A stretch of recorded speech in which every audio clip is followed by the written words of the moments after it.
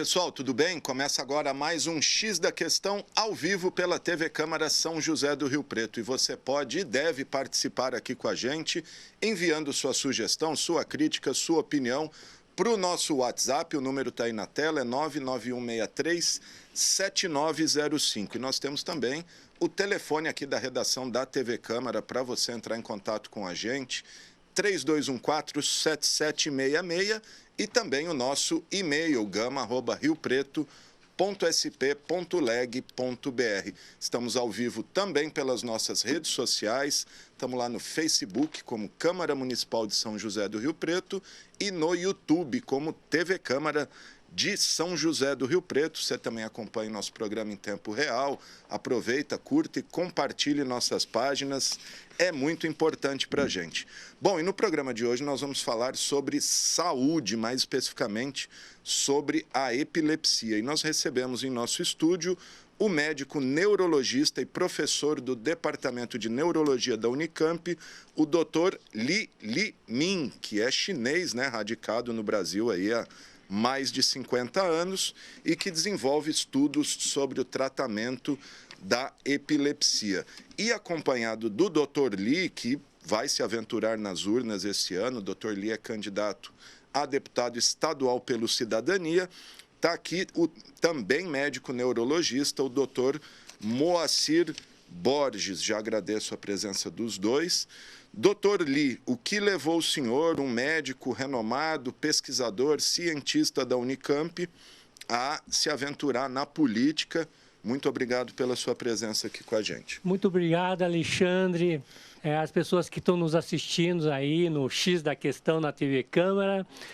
Então, meu posicionamento agora em torno da política, ela veio, acho que de uma maneira meio que natural, né? Eu, por ser médico, que atendo exclusivamente no SUS, lá na Unicamp, a gente sente de que, enquanto médico, a gente está ali atendendo 1, 2, 3, como professor nós formamos alguns neurologistas, como pesquisador nós formamos mais pesquisadores que vão compor o quadro.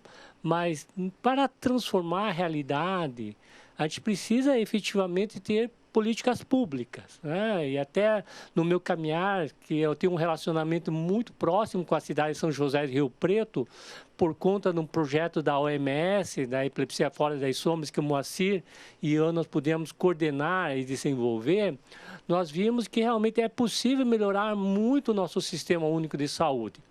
E lá, então, falaram que era questão de problema de gestão. Até eu fiz um curso de administração nesse período e me formei um administrador. Mas a gente vê que, efetivamente, para fazer a mudança da realidade nossa, nós precisamos engajarmos na política pública. E foi nisso que eu fui até provocado pelos colegas que estão aí no Legislativo, falaram, olha, manda quem tem mandato. Então, se você quer realmente trabalhar nessa seara, precisa conquistar um lugar, um espaço para isso. Então, entendendo o recado, esse ano nós estamos nos preparando para essas eleições que se aproximam, em termos de termos um mandato para efetivamente trabalharmos para fortalecimento do Sistema Único de Saúde, que a gente vê que tem muitas possibilidades, precisamos trabalhar na inovação, que certamente a ciência ela avançou muito, nós temos várias possibilidades que podem ser aportadas para melhorar a eficiência, mas sem perder de vista a humanização que é preciso no nosso Sistema Único de Saúde. Então, essa de fato, é a grande motivação de por que eu estou entrando na política, né? A política que possa efetivamente traduzir num benefício a qualidade de vida das pessoas. É o único meio de transformação da sociedade, né? Antes de eu passar para o Dr. Moacir, eu queria que o senhor falasse um pouquinho do seu trabalho com a epilepsia. Eu estou aqui até com um resumo aí do seu trabalho e o senhor tem várias propostas para essa doença, né? Que, segundo os dados aqui, já mata mais de 200 mil pessoas por ano, é isso? Se eu não estou enganado, está em algum lugar aqui. Queria que o senhor falasse dessa humanização do tratamento Sim.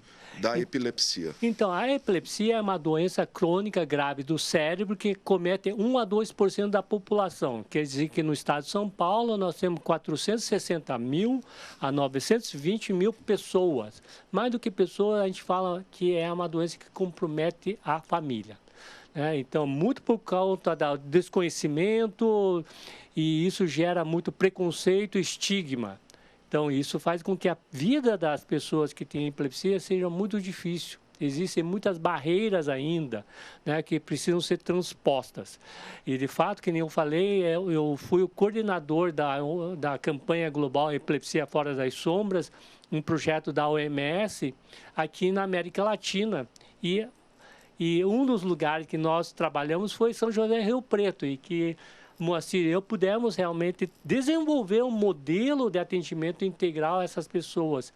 Se hoje for na OMS e perguntar, vocês têm um modelo para atendimento das pessoas com epilepsia? Eles vão tirar da gaveta o projeto que o Moacir e eu nós desenvolvemos.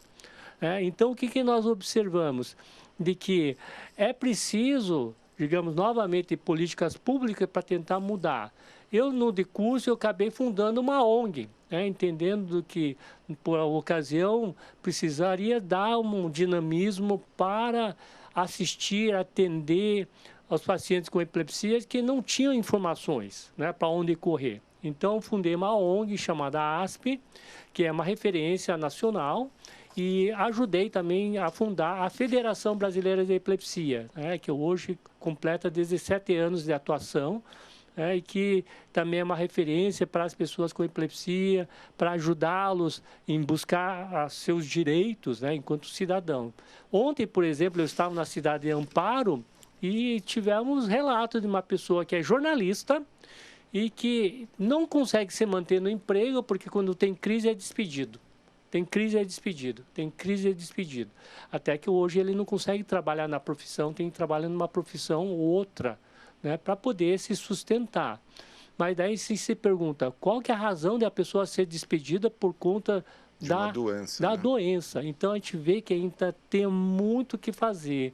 Temos muita coisa pela frente e isso a gente fala, que nós precisamos ter um olhar, o Estado precisa ter um olhar para esse 1 a 2% da população, E, claro, a gente, quando entra nessa discussão da epilepsia, que é uma doença estigmatizante e abrimos para outras situações como o autismo, Hoje o autismo está tendo uma visibilidade, mas a gente entende que tem muito ainda a avançar.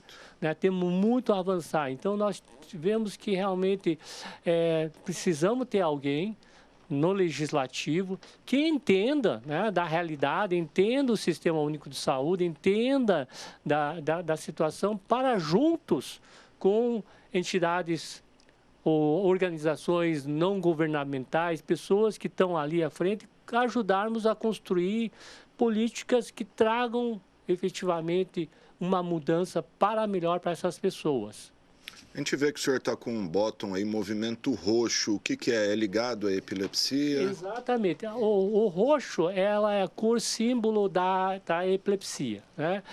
Nós temos várias datas comemorativas que a gente usa para falarmos sobre a epilepsia. Então, 9 de setembro é o Dia Latino-Americano da Epilepsia. A segunda-feira de fevereiro é o Dia Internacional da Epilepsia, que é o dia do São Valentino, que é padroeiro dos namorados, mas também é padroeiro da epilepsia. E dia 26 de março, que é dia do roxo, que é o Purple Day, que veio de uma menina, a Cassidy Megan, com 8 anos, ela propôs a falar sobre o tema na escola lá no Canadá, e no dia 26 de 2008, ela falou sobre o que é conviver com a epilepsia sob o ponto de vista de uma menina. E ela falou, olha, quem tiver, que quer dar o apoio, use uma peça roxa. E esse movimento ganhou o mundo. E aqui nós estamos agora fazendo esse movimento roxo porque a gente quer falar sobre a epilepsia todos os dias da semana, em todo o ano. Então é um movimento contínuo que a gente não está esperando somente essas datas para a gente estar falando.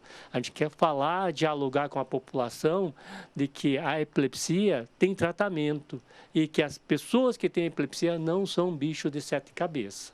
Então, é importante entender isso, né, para que a gente traga a verdadeira palavra da inclusão. A gente sempre fala, Moacir e eu, de que, olha, se a gente pudesse tratar as pessoas com amor e bondade, respeitar a singularidade, as diferenças, acho que a gente estaria num bom caminho. Porque, de toda maneira, Alexandre, nós somos diferentes. Cada um de nós somos seres únicos. Sim. Então, acho que nós temos uma convivência da neurodiversidade e que nada mais natural do que realmente respeitar essa individualidade que tem em cada um de nós.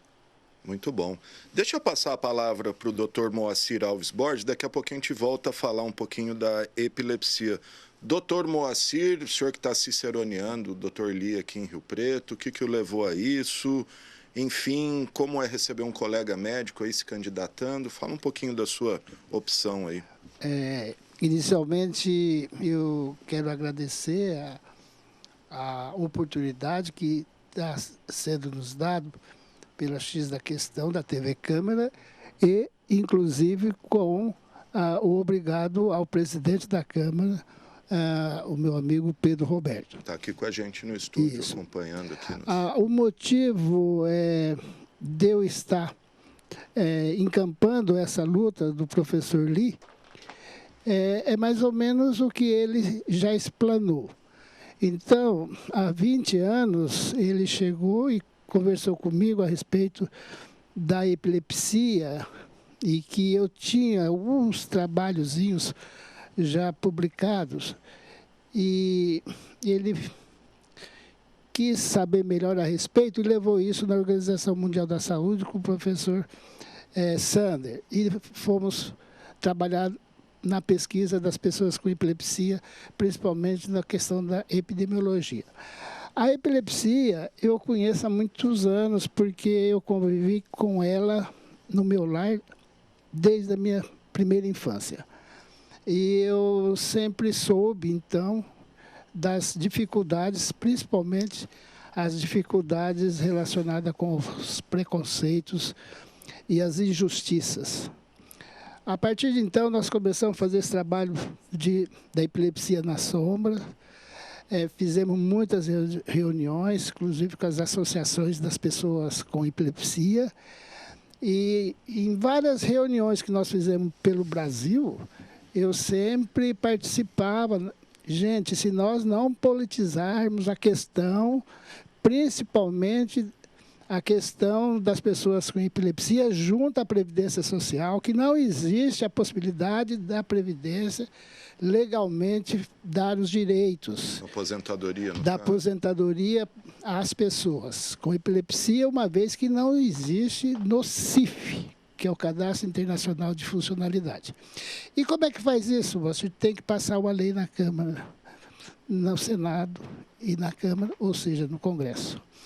Se não politizar, foi o que ele falou, nós vamos ficar batendo em ferro e frio, como nós estamos fazendo há mais de 15 anos, quando nós começamos a primeira reunião da associação em Campinas, lembra, Lee?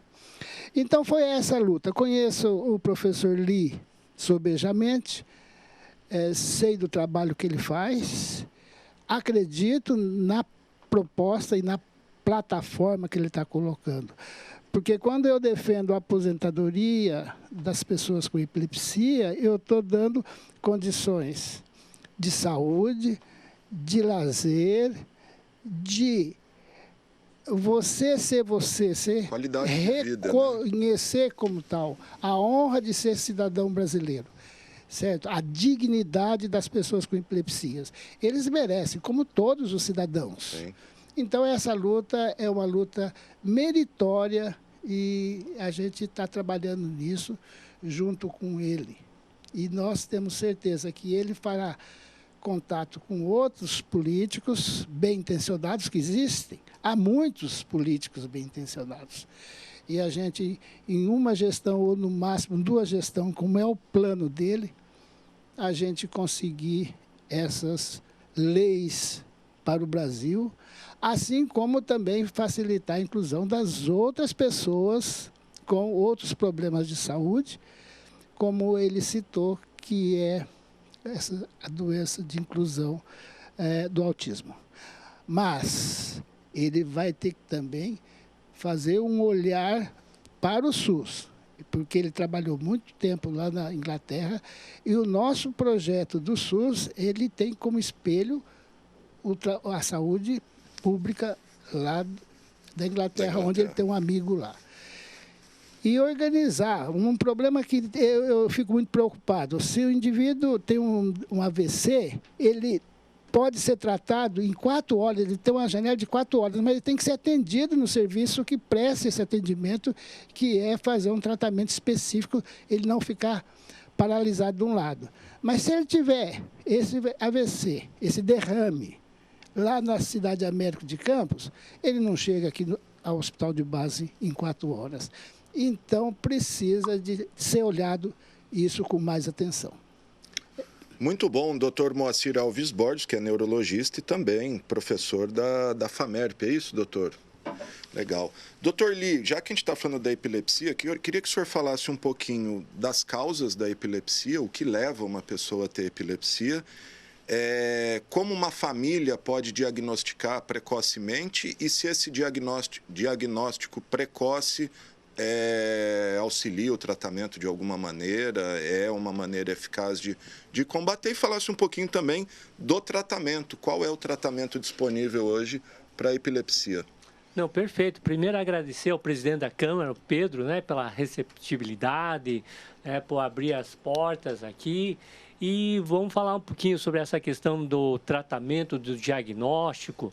Mas antes eu queria falar sobre como agir diante de uma convulsão, que sempre gera dúvida, e as pessoas, quando se deparam com uma pessoa tendo convulsão, muitas vezes se sentem impotentes, porque assustam, impotentes, porque não sabem o que fazer. Então, eu vou rapidinho aqui explanar e tirar algumas crenças que ainda persistem. Então, número 1, quando você está diante de uma pessoa que está tendo convulsão, tente ficar calmo, chega perto da pessoa, apoia a cabeça da pessoa com as suas próprias mãos mesmo, e pede para retirar as coisas que possam oferecer perigo de cair. Pede, olha, empurra para lá esse móvel, e pede para marcar o tempo. Por quê? Quem viu uma crise, parece que dura uma eternidade, o tempo para. Então, pede para marcar o tempo.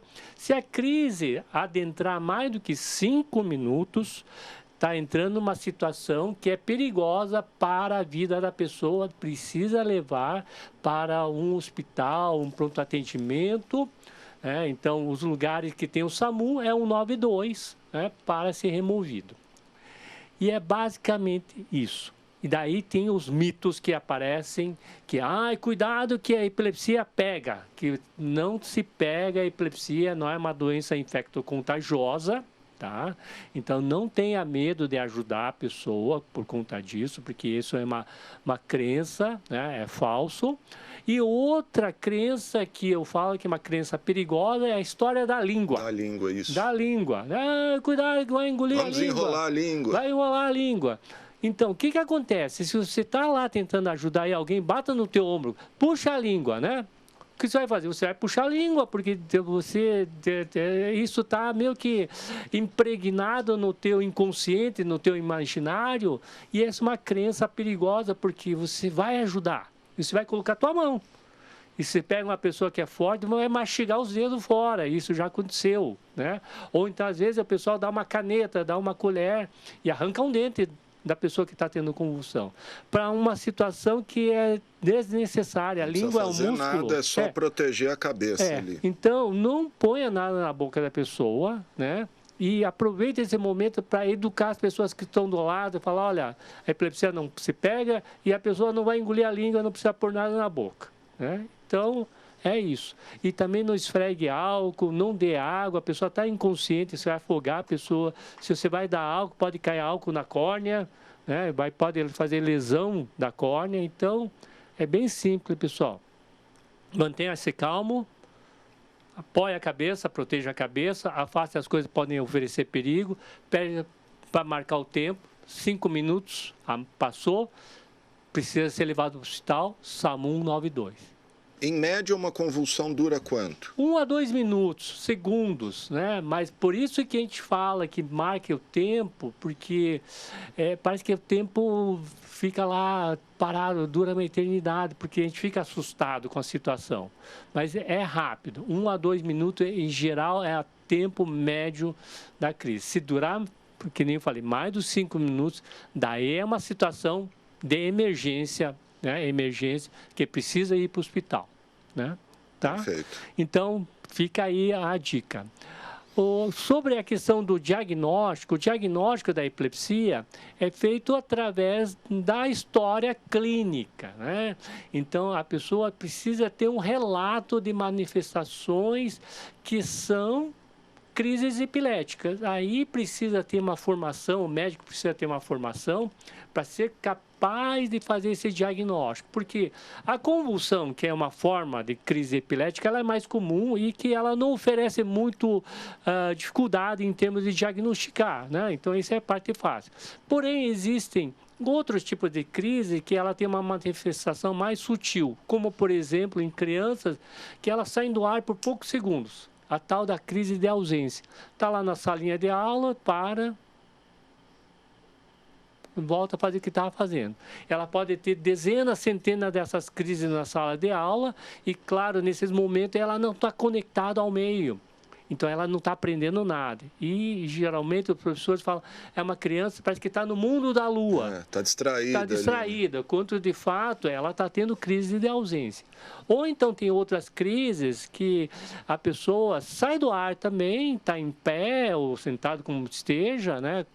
Ela começa a mexer com as mãos, mastigar, né? O pessoal chama ela até pode olhar, mas não interage.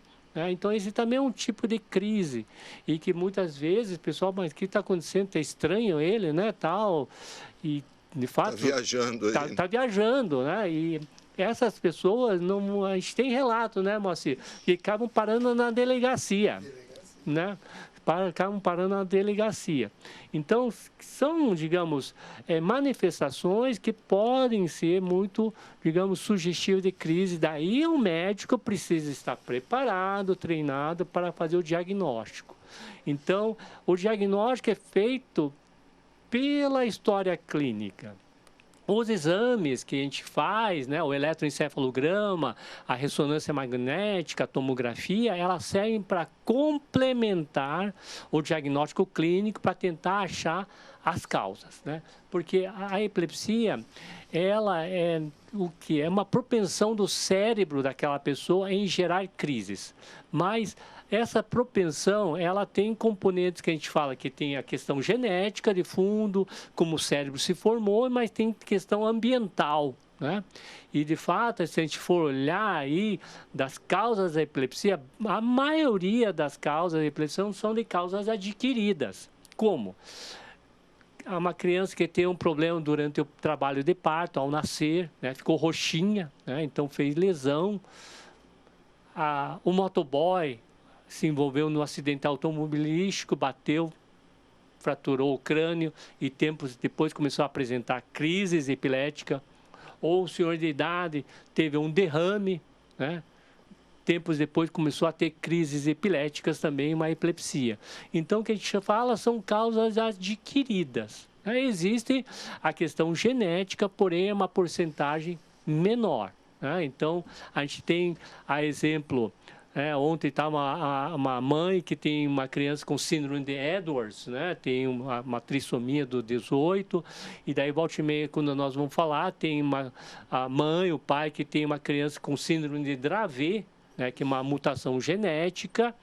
Então, são situações, até a gente fala que são doenças raras, né? Então, de uma maneira geral, as causas da epilepsia é um espectro bastante amplo, né? De diferentes causas, assim por dizer.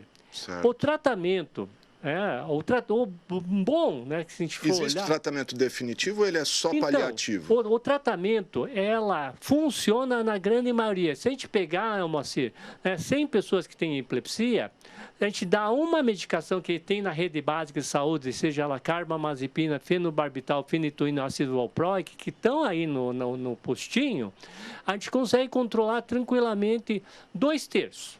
2/3 dessas pessoas ficam totalmente livres de crise. 1/3, digamos, elas vão ter crises ainda, né, de tempo em tempo, não vão ficar totalmente controladas. Mas essa é uma parcela que podem ser, talvez, avaliada para tratamento cirúrgico. Né? Mas eu vou operar a cabeça. Não, cirurgia ela existe já há mais de 100 anos, né? Ela funciona muito bem. E além do tratamento cirúrgico, né, quando o remédio não funciona, não é candidato a tratamento cirúrgico, tem a possibilidade de dieta cetogênica para as crianças e até alguns daí estimulador vagal. E hoje, né, a gente está vendo possibilidade de uso de canabidiol. Isso, eu ia perguntar, o senhor tem falado muito disso para Isso. crianças, principalmente, que tem muita crise. Então, né? Alexandre, a gente fala, o canabidiol ele é mais uma opção, né, para os médicos usarem. Ela não é a primeira opção, porque a gente sabe de que a grande maioria dos pacientes, 2/3, eu dando uma medicação que já está aí na unidade básica de saúde, ela consegue controlar na totalidade. Então, a canabidiol fica lá reservado, né, como reserva, né, de quando não responde ao remédio, não é candidato a tratamento cirúrgico, né, a gente considera o uso do canabidiol. Então, a gente está falando de 1/3, né, que realmente tem as epilepsias que é de difícil controle. E até a gente fala que a gente devia ter um olhar mais atento, porque para a questão previdência, né, questão de aposentadoria, que hoje não tem, estão totalmente desassistido. Você não aposenta por invalidez, por epilepsia. E daí, voltando à pergunta, se falar, precisa tratar para a vida toda? Não. Né, se a gente for olhar, 1/3 das pessoas com epilepsia, elas ficam controladas e você trata somente por um período da vida, né? Por 2 anos e pode parar o remédio. Enquanto que outro 1/3, essa sim vai precisar para ficar livre de crise, ela tem que tomar a medicação de uma maneira continuada. Então, resumidamente, pegamos, né, as pessoas com epilepsia, 1/3 ficam totalmente livres de crise, vai tomar somente por um período. Esse outro 1/3 vai ficar totalmente livre de crise, mas precisa fazer o uso da medicação de uma maneira continuada. E vai ter 1/3 que a medicação ela não controla na sua totalidade, né? Reduz, mas a pessoa vai ter ainda crise de tempo em tempo. Daí tem essas outras alternativas que a gente pode tentar assegurar um controle para que a pessoa possa ter uma qualidade de vida.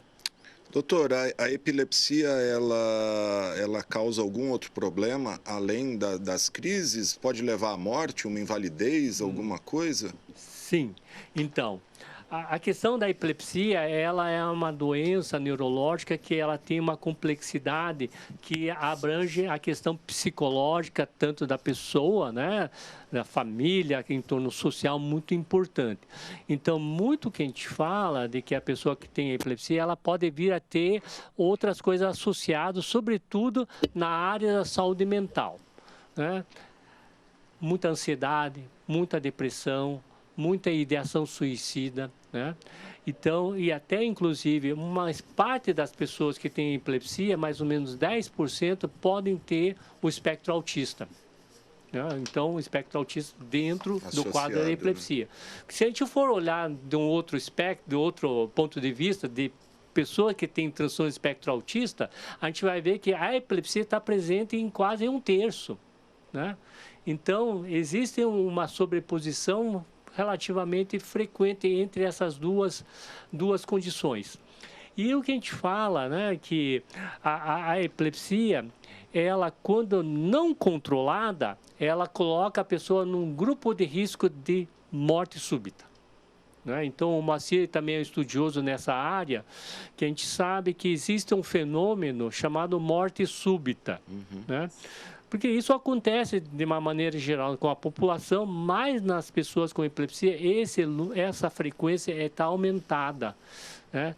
e, sobretudo, nas pessoas que não têm crises controladas. E tem uma situação, Alexandre, que a gente nos preocupa, e a OMS, né, tanto que tem essa campanha internacional, é porque mais ou menos 80% da população mundial que tem epilepsia não recebe tratamento adequado. Não recebe. E, pasmem, o estudo que nós fizemos lá em Campinas, Barão Geraldo, e aqui em São José do Rio Preto, mostra que, naquela ocasião, 40% da população aqui de Rio Preto e de Campinas, na região, né, do bairro que nós fizemos estudo, não estavam recebendo tratamento adequado. Então, quer dizer, potencialmente eles podiam estar livres de crises e não estavam. A razão disso a gente tem várias explicações, mas o que acontece é que no final do dia, essas pessoas estão em risco de vir a morrer. Então, o que a gente vê, existe várias pessoas morrendo por conta da epilepsia, uma morte evitável, né? Prevenível. Tá certo, tá aí o alerta.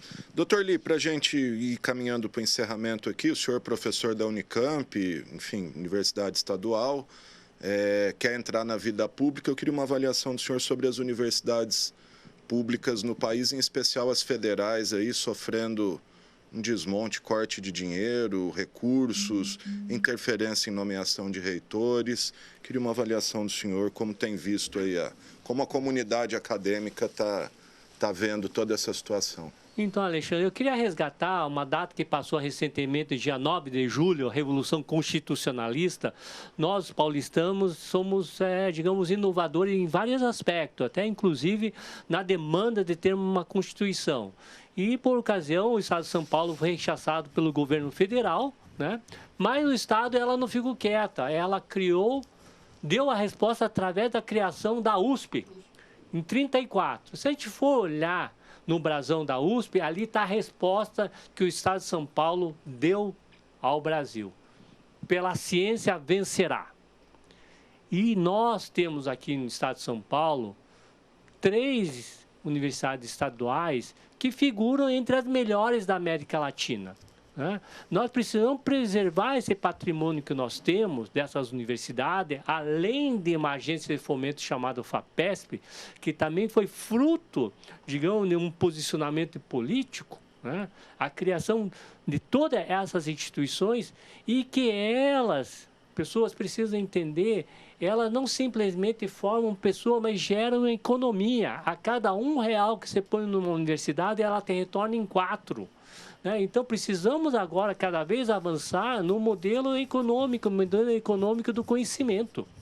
E que nós temos essa capacidade, está no nosso DNA paulistano, né? Como resposta na ocasião da Revolução Constitucionalista, a data que acabou de passar.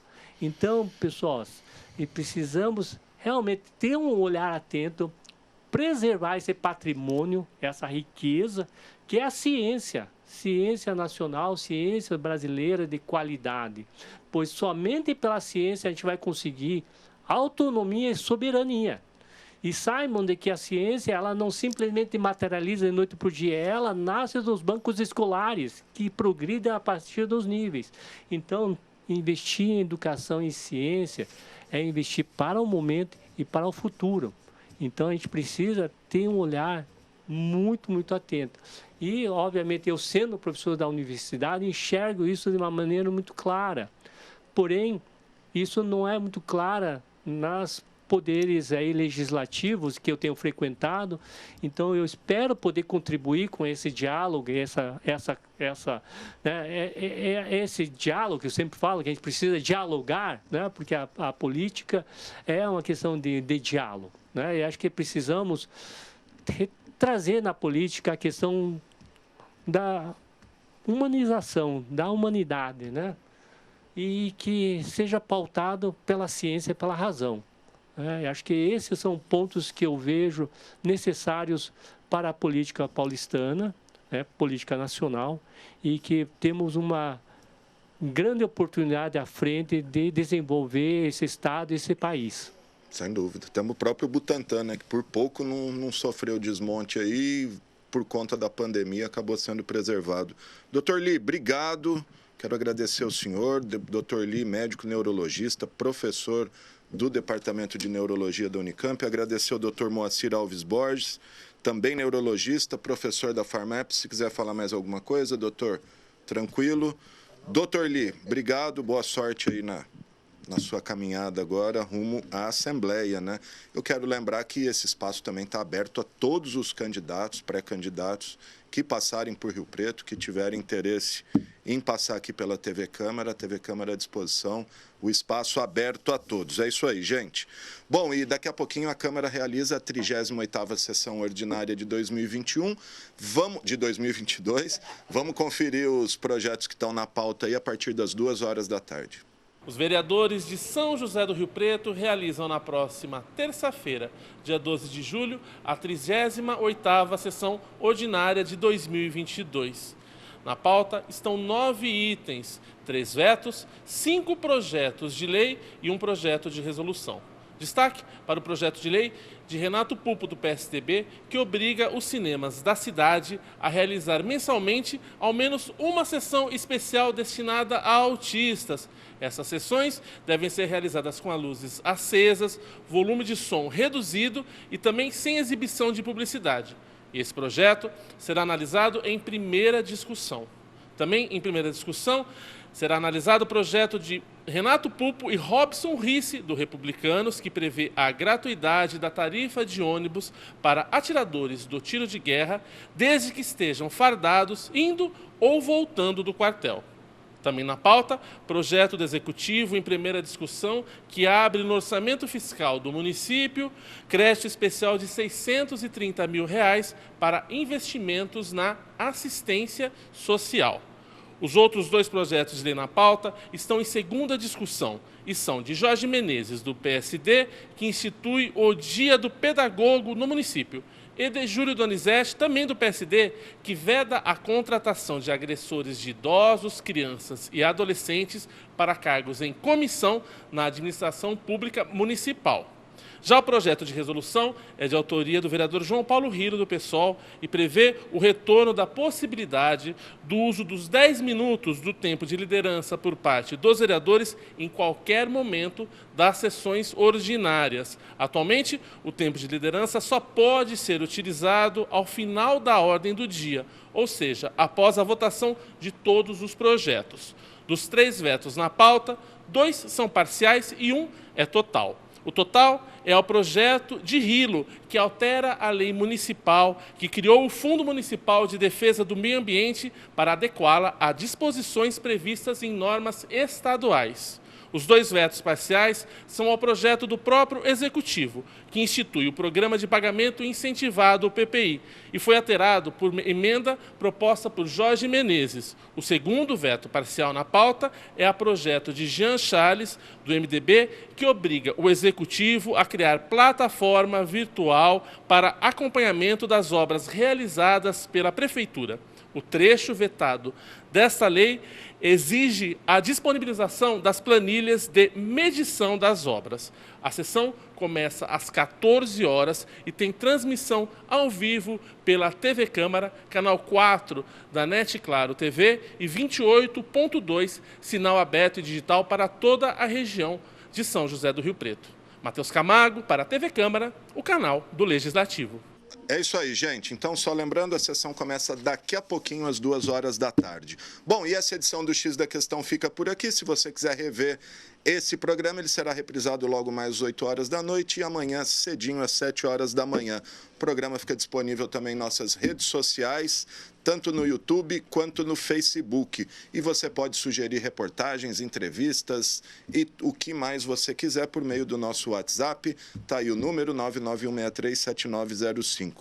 Todas as informações da Câmara de Rio Preto, inclusive transmissões ao vivo aqui da TV, você encontra em nosso site, o riopreto.sp.leg.br, e também no nosso aplicativo Processo Legislativo Digital. É só entrar na lojinha do seu celular aí e baixar o nosso app. E temos também nosso Instagram e o nosso Flickr com imagens de tudo que acontece aqui na Câmara de Rio Preto. Esse programa teve os trabalhos técnicos do cinegrafista Eude Russo, GC do Thiago Zatti, o controle mestre do André Santos e o áudio do Flávio Furlaneto. Só reforçando, todos os candidatos que quiserem e puderem e passarem por Rio Preto, a TV Câmara está à disposição para divulgar a sua plataforma, o seu trabalho, o seu projeto. É isso aí, gente. Grande abraço e até amanhã.